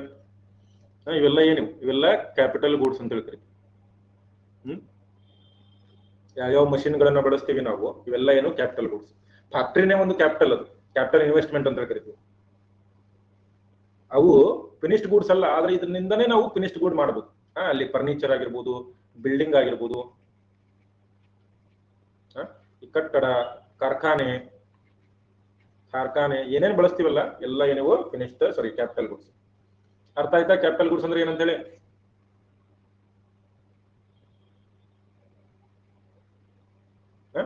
ಈ basic goods, right, basic goods ಆಧಾರ ವಸ್ತುಗಳು ಅಥವಾ ಕಚ್ಚಾ ವಸ್ತುಗಳು ಅಂತ ಕರಿತೀವಿ. ಆಮೇಲೆ ಮತ್ಯಾವುದು? ಈ ಮಧ್ಯಂತರ ಇಂಟರ್ಮೀಡಿಯೇಟ್ ಗೂಡ್ಸ್, ಮಧ್ಯಂತರ ಸರಕುಗಳು.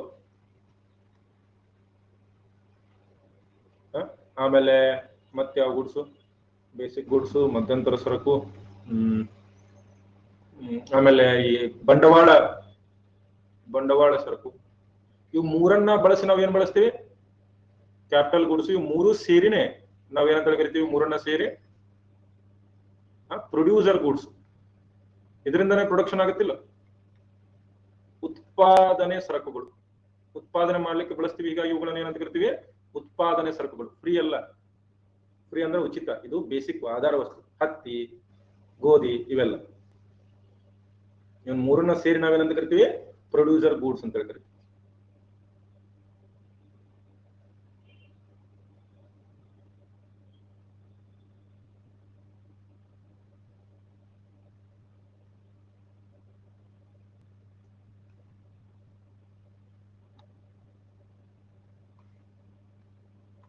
ಓಕೆ, ಎಲ್ಲಾನು ಈಗ ಗೋಧಿ ಹಿಟ್ಟು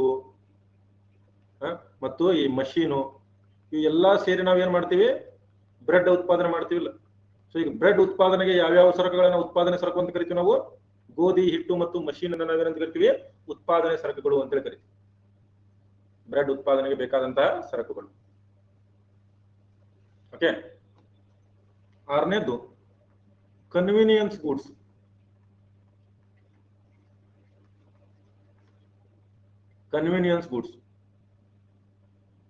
ರೈಟ್, ಕನ್ವೀನಿಯನ್ಸ್ ಗೂಡ್ಸ್ ಅಂತಂದ್ರೆ ಏನು? ಯಾರು ಹೇಳ್ತಾರೆ ನೋಡೋಣ. ಕನ್ವೀನಿಯನ್ಸ್ ಗೂಡ್ಸ್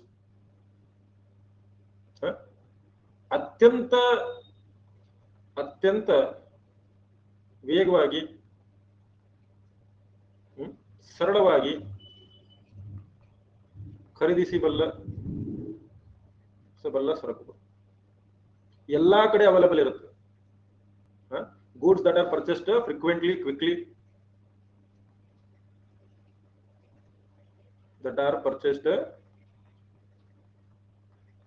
ಪದೇ ಪದೇ,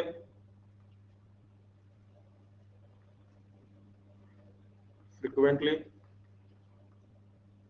ಕ್ವಿಕ್ಲಿ ಅಂಡ್ ಈಸಿಲಿ. ಎಕ್ಸಾಂಪಲ್ ಹೇಳ್ರಿ. ಎಕ್ಸಾಂಪಲ್, ದಿನಪತ್ರಿಕೆ ಡೈಲಿ ಖರೀದಿ ಮಾಡ್ತೀವಿ, ಪಟ್ ಅಂತೇಳಿ ಖರೀದಿ ಮಾಡಿಬಿಡ್ಬೋದು. ನ್ಯೂಸ್ ಪೇಪರು, ಇದು ಕನ್ವೀನಿಯಂಟ್ ಗೂಡು. ಸಿಗರೇಟು ಆರಾಮಾಗಿ ಖರೀದಿ ಮಾಡಬಹುದು. ಮೆಡಿಸಿನು ಇದನ್ನು ಪದೇ ಪದೇ ಆರಾಮಾಗಿ ಖರೀದಿ ಮಾಡ್ತೀವಿ. ಹಾಲು, ಮಿಲ್ಕ್ನು ಕೂಡ ನಾವು ತರ್ಬೋದು. ಐಸ್ ಕ್ರೀಮು ಪದೇ ಪದೇ ಖರೀದಿ ಮಾಡುವಂತ ಗೂಡ್ಸ್, ಇವು ಕನ್ವೀನಿಯನ್ಸ್. ಅದಕ್ಕೆ ನೋಡ್ರಿ, ಅದಕ್ಕೆ ಏನ್ ಮಾಡ್ತಾರೆ, ಇವನ್ನೆಲ್ಲ ಸಾಕಷ್ಟು ನಿಮ್ ಕಿರಾಣಿ ಅಂಗಡಿಗಳಲ್ಲೆಲ್ಲ ಇವನು ಮಾರ್ತಿರ್ತಾರೆ. ಅವ್ ಪೆರಿಷಬಲ್ ನಾನ್ ಪೆರಿಷಬಲ್ ಬೇರೆ. ಪೆರಿಷಬಲ್ ಅಂತಂದ್ರೆ ಏನು? ಪೆರಿಷೇಬಲ್ ಅಂತಂದ್ರೆ ಏನು? ಹಾಳಾಗುವ, ಬೇಗ ಹಾಳಾಗುವ. ನಾನ್ ಪೆರಿಷಬಲ್ ಹಾಳಾಗದಂತ. ಈಗ ಟೊಮ್ಯಾಟೊ, ಹಾಲು, ತರಕಾರಿ ಇವೆಲ್ಲ ಏನು? ಇವು ಪೆರಿಷಬಲ್ ಕನ್ಸ್ಯೂಮರ್ ಗೂಡ್ಸ್ ಅಂತ ಕರಿತೀವಿ. Perishable consumer goods. ಅರ್ಥ ಆಯ್ತಾ? ಪೆರಿಷಬಲ್ ಅಥವಾ ಡ್ಯೂರೇಬಲ್ ಅಂತೇಳಿ ಕೂಡ ಕರಿತೀವಿ. ಇವುಗಳನ್ನ ಡ್ಯೂರೇಬಲ್ ಗೂಡ್ಸ್ ಅಂತ, ಸರಿ, ನಾನ್ ಡ್ಯೂರೇಬಲ್ ಅಂತ ಕರಿತೀವಿ. ನಾನ್ ಡ್ಯೂರೇಬಲ್ ಗೂಡ್ಸ್. ಇವೇನು ನಾನ್ ಪೆರಿಷಬಲ್ ಅಂದ್ರೆ ಇವು ಡ್ಯೂರೇಬಲ್, ಯಾವ ಹಾಳಾಗೋದಿಲ್ಲ ಬೇಗ. ಅಂದ್ರೆ ಬಾಟ್ಲಿ, ನೀರಿನ ಬಾಟ್ಲಿ, ಅಥವಾ ನೀವು ಏನಾದ್ರೂ ಇರ್ಬೋದು, ಸೈಕಲ್ಲು, ಬೈಕು, ಇವು ಬಾಳಿಕೆ ಬರುವಂತವು, ಬಾಳಿಕೆ ಬರ್ತವೆ. ಇವು ಬಾಳಿಕೆ ಬರದಂತ. ಇವೆರಡು ಏನು? ಇವು ಏನಿವು ಕನ್ಸ್ಯೂಮರ್ ಗೂಡ್ಸ್, ಕನ್ಸ್ಯೂಮರ್ ಅಥವಾ ಅನುಭೋಗಿ ವಸ್ತುಗಳು, ಅನುಭೋಗಿ ಸರಕುಗಳು. ಪೆರಿಷಬಲ್, ನಾನ್ ಪೆರಿಷಬಲ್. ಪೆನ್ ಇಂಕ್ ಖಾಲಿ ಆಗುತ್ತೆ, ಒಂದೇ ದಿವಸದಲ್ಲಿ ಖಾಲಿ ಆಗುತ್ತಾನ? ಒಂದೇ ದಿವಸ ಖಾಲಿ ಆಗುತ್ತೆ? ವಾರಾನುವಾರ, ತಿಂಗಳಾನು ಗಂಟಲೆ ನಡೀತದೆ ತಾನೆ ಅಂತ. ಇವು ಕನ್ಸ್ಯೂಮರ್, ಡ್ಯೂರೇಬಲ್, ನಾನ್ ಡ್ಯೂರೇಬಲ್ ಅಂತ. ಕನ್ವಿನಿಯನ್ಸ್ ಗೂಡ್ಸ್ ಎಲ್ಲರಿಗೂ ಅರ್ಥ ಆಯ್ತಾ?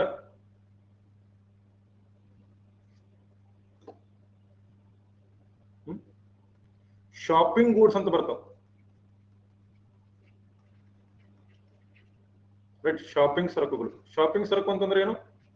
ಇಲ್ಲಿ ನೀವು ಸುಮ್ಮನೆ ಹೋಗೋದಿಲ್ಲ. ಇಲ್ಲಿ ಹೋಗಿ ನೀವು ಟ್ರಯಲ್ ನೋಡಿ,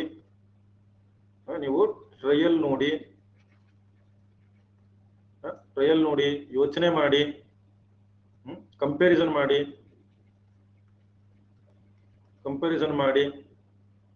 ಏನ್ ಮಾಡೋದು? ಕಂಪ್ಯಾರಿಸನ್ ಕನ್ನಡದಲ್ಲಿ ಹೋಲಿಕೆ ಮಾಡಿ ತಗೊಳ್ಳುವಂಥದ್ದು. ಉದಾಹರಣೆಗೆ ಏನಂತ ಹೇಳ್ಬೋದು ನಾನು ಇಲ್ಲಿ ನಿಮಗೆ? ಈ ಡ್ರೆಸ್ಸು, ಬಟ್ಟೆ, ಎಲೆಕ್ಟ್ರಾನಿಕ್, ಈ ಒಂದೇ ಮೊಬೈಲ್ ಅಂಗಡಿ ಹೋಗ್ತೀರಿ ನೀವು? ಹಲವಾರು ಮೊಬೈಲ್ ಅಂಗಡಿ ಹೋಗ್ತೀರಿ, ನೋಡ್ತೀರಿ ತೆಗೆದ ಟಿಕ್ ಟಿಕ್ ಟಿಕ್. ಅಥವಾ ಆಭರಣಗಳು, ಇವರನ್ನ ನೀವು ಶಾಪಿಂಗ್ ಗೂಡ್ಸ್ ಅಂತ ಹೇಳ್ತಾರೆ. ಕಾರು, ಬೈಕ್ ಎಲ್ಲ ಬರ್ತದೆ.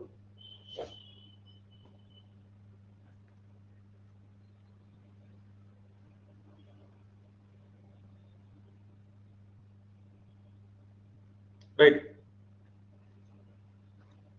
ಏನೋ ಒಂದು. ಇನ್ನು ಎಂಟನೇದೇನು? ಸ್ಪೆಷಾಲಿಟಿ ಗೂಡ್ಗಳು.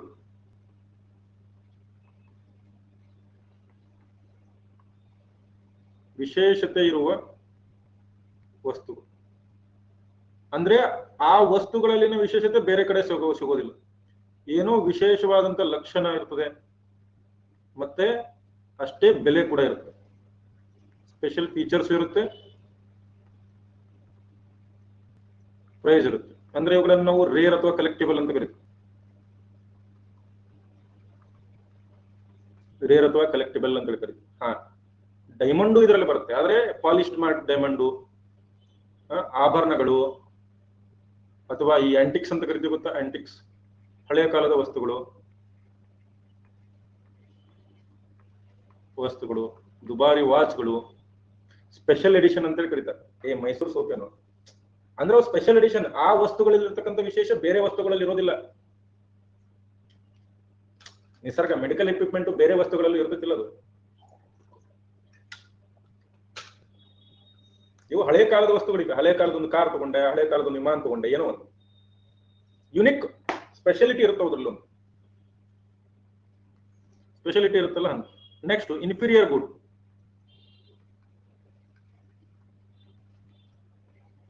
ಗೂಡ್ಸು ಒಂದು ರೀತಿಯಿಂದ ನಾವು ಇದನ್ನ ಕಳಪೆ ವಸ್ತುಗಳು ಅಂತ ಕರಿಬಹುದು. ಕಳಪೆ ವಸ್ತುಗಳು ಏನು? Inferior good. ಇದೆಲ್ಲ ಇದು ಪ್ರಶ್ನೆ ಆಗಿತ್ತು ನೋಡ್ರಿ.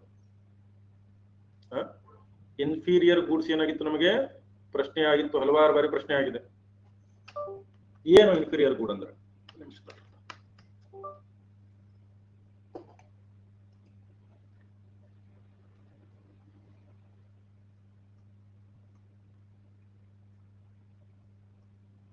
ಕ್ಲಿಯರ್ ಇದೆಯಾ?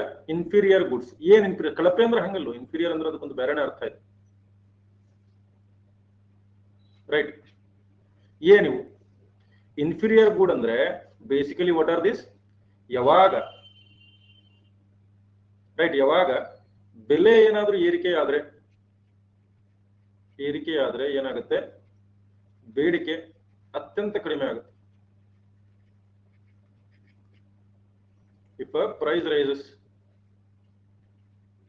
then a demand decreases. Inferior ಅಂದ್ರೆ ನಾವು ಹಂಗೂ ಹೇಳಕ್ ಬರೋದಿಲ್ಲ, ರೈಟ್? ಹಂಗೂ ಹೇಳಕ್ ಬರೋದಿಲ್ಲ. ಅಂದ್ರೆ ಈಗ ಇನ್ಫೀರಿಯರ್ ಗುಡ್ಸ್ ಅಂದ್ರೆ ಈಗ ರಾಗಿ ಅಂತ ಹೇಳ್ಬೋದು. ಈಗ ರಾಗಿ ನೋಡ್ರಿ, ರಾಗಿ ನೀವು ಯಾಕೆ ತಿಂತೀರಾ ರಾಗಿ ಅಂತಂತಂದ್ರೆ, ಯಾಕಂದ್ರೆ ನಿಮ್ಮ ಆದಾಯ ಕಡಿಮೆ ಇದೆ. ನೀವು ಏನ್ ಮಾಡ್ತೀರಿ? ರಾಗಿ ಅಥವಾ ನವಣೆ, ಸಜ್ಜೆ ಇದನ್ನ ತಿಂತಿರ್ತೀರಿ. ಯಾಕೆ ತಿಂತಿದ್ರಿಪ್ಪ? ಯಾಕಂತಂದ್ರೆ ನಿಮ್ಮ ಆದಾಯ ಕಡಿಮೆ ಇದೆ. ಸೊ ಇದು ಕೂಡ ನೋಡ್ರಿ, ಆದಾಯ ಹೆಚ್ಚಾದ್ರೆ ಇದಕ್ಕೆ ಬೇಡಿಕೆ ಕಡಿಮೆ ಆಗುತ್ತೆ. ಇದನ್ನು ಕೂಡ ಬರ್ಕೊಳ್ಳಿ. ಅದೇ ನಿಮ್ಮ ಆದಾಯ ಹೆಚ್ಚಾದ್ರೆ demand decreases if income level increases. ಈಗ ನಿಮ್ಮ ಆದಾಯ 100 ರೂಪಾಯಿ ಇದ್ದಾಗ ನೀವು ತಿಂತಿದ್ರಿ, ಅದೇ ನಿಮ್ಮ ಆದಾಯ 10,000 ಆಯ್ತು ಅಂದ್ರೆ ನೀವು ರಾಗಿ, ನವಣೆ, ಸಜ್ಜೆ ತಿಂತೀರಾ? ಏನು ಒಳ್ಳೇದು ಚಿಕನ್ನು, ಮಟನ್ನು ತಿಂತೀರಾ? ಬದಲೇ ವಸ್ತುಗಳ ಲಭ್ಯತೆ ಅಲ್ಲ. ಇನ್ಫೀರಿಯರ್ ಅಂದ್ರೆ ಕಳಪೆ ಅಂತೇಳಿ ಹೇಳಕ್ ಬರಲ್ಲ ನಾವು ಎಕ್ಸಾಕ್ಟ್ ಆಗಿ. ಅದು ಇಂಗ್ಲಿಷ್ ನಿಂದ ಕನ್ನಡ ಟ್ರಾನ್ಸ್ಲೇಷನ್ ಹಂಗಾಗಿದೆ. ಕಡಿಮೆ ಆದಾಯದಲ್ಲಿ ಅಷ್ಟೇ ನಾವು ಬಳಸ್ತೀವಿ. ಇವುಗಳ ರೇಟ್ ಹೆಚ್ಚಾದ್ರೂ ನಾವು ತಗೊಳ್ಳೋದಿಲ್ಲ. ಯಾಕಂತಂದ್ರೆ ಅದೇ ರೇಟ್ ನಲ್ಲಿ ಬೇರೆ ಏನಾದ್ರೂ ಇದ್ದನ್ನೇ ತಗೊಳ್ತೀವಿ. ಎಕ್ಸಾಂಪಲ್ ಹೇಳ, ಇದಕ್ಕೆ ಇನ್ಫೀರಿಯರ್ ಗುಡ್ಗೆ ಎಕ್ಸಾಂಪಲ್ ಹೇಳ. ಈಗ ಸಜ್ಜೆ ಇದೆ. ಒಬ್ಬ ಬಡ ಮನುಷ್ಯ ಏನ್ ಮಾಡ್ತಾನೆ? ಯೂಶುವಲಿ ಸಜ್ಜೆ ರೊಟ್ಟಿ ತಿಂತಾನೆ. ಬಡವ, ಅವನ ಆದಾಯ ತಿಂಗಳಿಗೆ ಬರೀ 5,000 ಇದೆ. 5,000 ಇದೆ. ಹೀಗಾಗಿ ಸಜ್ಜೆ ಕೆಜಿಗೆ ಎಷ್ಟಿದೆ? 10 ರೂಪಾಯಿ ಇದೆ. ಹಿಂಗಾಗಿ ಅವನು ತಗೊಳಕತ್ತಾನೆ. ಸಪೋಸ್ ಇದ್ರ ಬೆಲೆ ಏನಾದ್ರೂ 20 ರೂಪಾಯಿ ಕೆಜಿ ಆದ್ರೆ ಅವನು ಸಜ್ಜೆ ತಗೋತಾನ? ಇಲ್ಲ. ಯಾಕೆ? ಅದೇ 20 ರೂಪಾಯಿ ಕೊಟ್ಟು ನಾನು ಏನ್ ತಗೋತೀನಿ ಅಂತ, ನಾನು ಅಕ್ಕಿ ತಗೋತೀನಿ ಅಂತ. ಯಾಕೆ ತಿಂತಿದ್ದ ಇದನ್ನ ಅಂತಂದ್ರೆ ಇದು ಕಡಿಮೆ ಬೆಲೆ ಇತ್ತು ಅಂತ ಹೇಳಿ. ಇದು ಒಂದು ಕಂಡೀಷನ್ ಆಯ್ತು. ಎರಡನೇ ಕಂಡೀಷನ್, ಈಗ ಅವನ ಆದಾಯ 20,000 ರೂಪಾಯಿ ಅಂತ ತಿಳ್ಕೊಳ್ರಿ. ಅವನೇನ್ ಮಾಡ್ತಾನೆ? ಸಜ್ಜೆ ಯಾಕೆ ತಿಂತಾನೆ? ಅವ ಏನ್ ತಿಂತಾನ? ಅವಾಗ ಗೋಧಿ ತಿಂತಾನೆ, ವೀಟ್, ಹಿಂಗ್ ಚಪಾತಿ ಮಾಡ್ಕೊಂಡ್ ತಿಂತಾನ. ಅಲ್ಟರ್ನೇಟಿವ್ ಅಂತ ಹೇಳಕ್ ಬರಂಗಿಲ್ಲ ಇಲ್ಲಿ. ಅವನ ಆದಾಯಕ್ಕೆ ತಕ್ಕನಾಗಿ ಅದು ಸೂಟ್ ಆಗ್ತಿತ್ತು. ಇಷ್ಟು ದಿವಸ ಆದಾಯಕ್ಕೆ ತಕ್ಕನಾಗಿ ಸೂಟ್ ಆಗ್ತಿತ್ತು. ಮತ್ತೆ ಇದಕ್ಕೆ ಬೇರೆ ಎಕ್ಸಾಂಪಲ್ ಕೊಡ್ರಿ ನೋಡೋಣ. ನಿಮ್ಮ ಆದಾಯಕ್ಕೆ ತಕ್ಕಂತೆನೆ ನೀವು ಒಂದು ಗೂಡು ತಗೊಂತಿರ್ತೀರಿ. ಫಾರ್ ಎಕ್ಸಾಂಪಲ್, ಈಗ ಬೇಸಿಕ್ ಸೆಟ್ ಮೊಬೈಲ್ ಇದೆ. ಇದು ಒಂದು ಇನ್ಫೀರಿಯರ್ ಗೂಡೆ ಅನ್ಕೋಬಹುದು. ಬೇಸಿಕ್ ಸೆಟ್ ಮೊಬೈಲ್ ಏನು 1,500 ರೂಪಾಯಿ ಬರ್ತಾ ಇದೆ ಅಂದ್ರೆ ಒಬ್ಬ ಮನುಷ್ಯ ಸಾಮಾನ್ಯವಾಗಿ ತಗೋತಾನೆ. ಇದ್ರ ರೇಟ್ ಜಾಸ್ತಿ ಆಯ್ತು ಅನ್ಕೊಳ್ರಿ, ರೇಟ್ 3,000 ಆಯ್ತು ಅಂದ್ರೆ ಯಾರಾದ್ರೂ ತಗೋತಾರ? ಇಲ್ಲ. ಯಾಕೆ? 3,000ದಲ್ಲಿ ನಾನು ಸ್ಕ್ರೀನ್ ಟಚ್ ತಗೋತೀನಿಲ್ಲ, ಇದನ್ನಾಗಿ ತಗೊಳ್ಳಿ. ಸೊ ಇದನ್ನು ತಗೊಳ್ಳಲ್ಲ. ಅಥವಾ ನನ್ನ ಆದಾಯ 10,000 ಆದ್ರೆ ನಾನು 1,500 ರೂಪಾಯಿ ಮೊಬೈಲ್ ತಗೋತೀನಿ, ಅವಾಗ ತಗೊಳ್ಳೋದಿಲ್ಲ. ಈಗ ಕ್ಲಿಯರ್ ಆಯ್ತಾ ಎಲ್ಲರಿಗೂ ಹೆಂಗಂತೇಳಿ? ಬಟ್ಟೆನೂ ಹಂಗೆ ಬರುತ್ತೆ. ಬಟ್ಟೆ ಈಗ 100 ರೂಪಾಯಿ 100 ರೂಪಾಯಿ 100 ರೂಪಾಯಿ 100 ರೂಪಾಯಿ 100 ರೂಪಾಯಿ ಅಂತಿರ್ತಾರೆ ಮೆಜೆಸ್ಟಿಕ್ ನಾಗ. ಆದಾಯ ಕಡಿಮೆ ಇದ್ದಾಗ ಅವ್ನು ತಗೊಳ್ತೀರಿ ನೀವು. ಅವರೇ 500 ರೂಪಾಯಿ 500 ರೂಪಾಯಿ ಅಂತೇಳಿ ಅದೇ ಬಟ್ಟೆಯನ್ನ ಕೂಗಿದ್ರೆ ತಗೊಳ್ಳೋದಿಲ್ಲ. ಆ ಬೆಲೆಗೆ ಅದು ಸೂಕ್ತ, ಅದಕ್ಕೆ ನಮ್ಮ ಆದಾಯನೂ ಸೂಕ್ತ, ಹಿಂಗಾಗಿ ತಗೊಳ್ತಾ ಇದ್ರು. ಇಲ್ಲಾಂದ್ರೆ ಯಾವ ತಗೋತಾನ? ಹೋಗೋಲೆ ಅಂತೀರಿ ನೀವೇ, ರೈಟ್? ಯಾವ ತಗೋತಾನ ನೋಡಿ ನಿಮ್ಮ ಮನೆ ಕಡೆ ಅಂತ.